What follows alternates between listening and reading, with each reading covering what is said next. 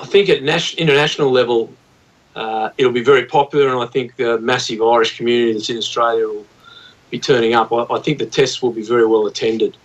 It's a great series for the Irish boys. Last time I did it, 79, I remember going as a kid watching it myself, and so it doesn't happen every day. I think they'll be very well attended. The top end of Australian rugby is still tremendously strong. Michael Checker does a great job. They'll put out a very, very strong 23. We're Australian rugby. I'm actually in Narbonne watching the international under-20 tournament at the moment with Australia and Ireland and France playing. Watched a number of games here, and that's in this local area where I am, Narbonne, Perpignan and Béziers.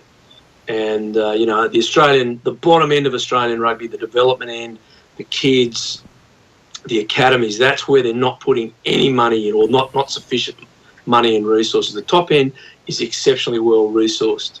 So it's that bottom end that is struggling. So the tests will still be very, very competitive. I'd probably favour Australia in the series. I think, Ireland might grab one. If I hear the selections right, I thought the first one mightn't be as easy as I thought it would be for them, because the Australians have had such a limited preparation. But it's the bottom end of Australian rugby, mate, that's, breaks. To be honest, I was speaking to Woody about it. It just breaks my heart. It's funny, Matt, I was actually in Sydney last week, and when they announced the Australian squad, they were talking about, I'd say there was 6 pages of sport, and maybe 4 of them were on the state of origin. There was a little bit on Aussie rules, and there was a half a page on rugby. So even though the quality at the top is always good in Australia, Australia have a proven ability to win and win big games. They can do that. They have a history of it, and they also have a way of crystallising the quality that they have in their top 23. And it is then down the pecking orders as to where that actually works or functions for them, and they struggle a little bit with that. And so they're having to try so hard to put so much money into holding on to their top guys that they don't then have the money to feed into the grassroots. And look, it's 24 years since I toured Australia for the first time. It was no different then at that stage, and Australia had a great team then. Nice. I mean, they'd Lina and Campese and all those great players, but state of origin was just incredible. And I have to say, I'm not a huge fan of rugby league. But State of Origin is the most compelling sporting event you're going to watch as a sports fan. There's something incredible about it. Is that right, what Keith says, Matt, in your experience, that it was always thus, even 20, 30 years ago, they were still talking about the grassroots being an area of concern, but somehow at the top end they'll always manage to throw together 25 guys who can do really special things? I mean, will we be almost having the same conversation in another decade or 20 years? Keith's spot on with the one exception that Australian rugby and Irish rugby are very similar. You have schools, you move to province, and then you move to your national team. And the big problem for me in Australia is the schools and the juniors. The numbers, especially in Sydney, are just evaporating at a rate of knots.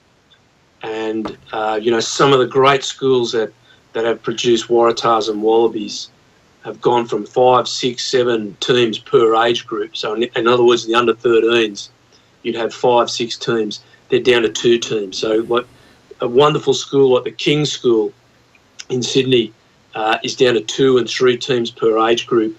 Barker College, down to 2 and 3 teams per age group. Newington College, 2 and 3 teams per age group, which was just unheard of even 10 years ago. The biggest rugby club in Sydney, junior rugby club, is a little club called Linfield on the North Shore of Sydney. They had about 650 kids playing rugby at that club 3 years ago. They're down to the low 400s now.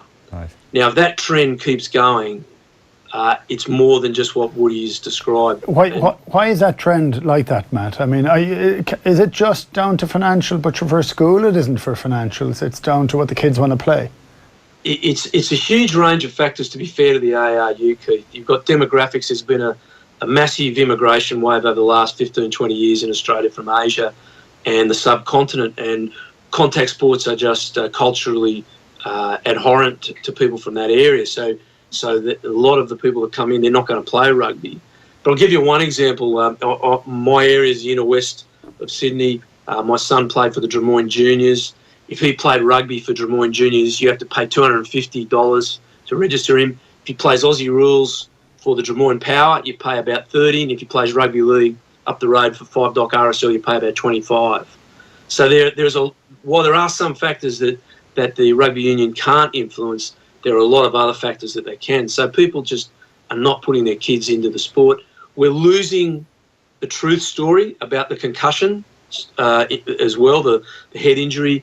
People are putting kids into Aussie rules because they think it's safer, whereas at Royal North Shore Hospital on the lower North Shore of Sydney, by far the most amount of head injuries from junior athletes was Aussie rules.